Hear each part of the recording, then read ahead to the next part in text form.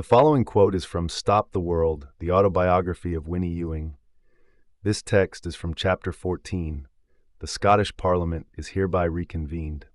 In the Highlands, infrastructure is all, and a toll bridge is a disincentive to transportation.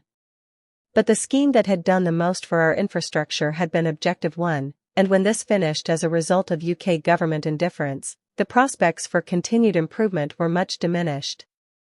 It was therefore extremely galling to discover, as I did, that the UK statistics which were used to allow the loss of Objective 1 were simply wrong. Towards the end of 2002, the Office of Government Statistics admitted that the Highlands and Islands should have qualified again and that they had miscounted by £100 billion. Instead of losing out by a whisker because our GDP was 76% of the EU average, it was actually only 73%. Fergus called it the biggest blunder in the history of regional funding, and one which will have massive consequences, and he was right. I had, at my last Highland convention as an MEP, got the support of all of the councils as well as the civil servants to continue to pursue Objective 1 funding for the next round, but the UK did not put up any significant fight in the negotiations and settled instead for a transitional funding package which all Objective 1 regions got after they had lost their special funding status.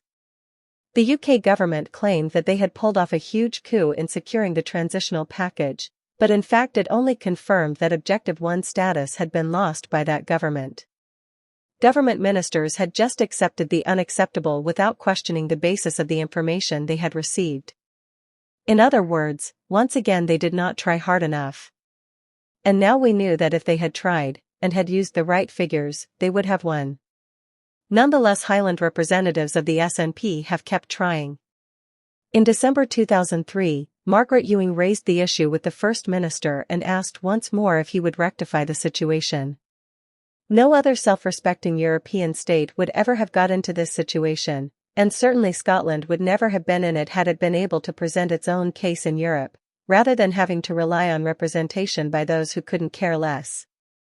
Had it been able to present its own case in Europe, it would still be possible to lodge a backdated claim for Objective 1 money from 2000 to 2006 and then claim transition money of up to £250 million from 2006 to 2012.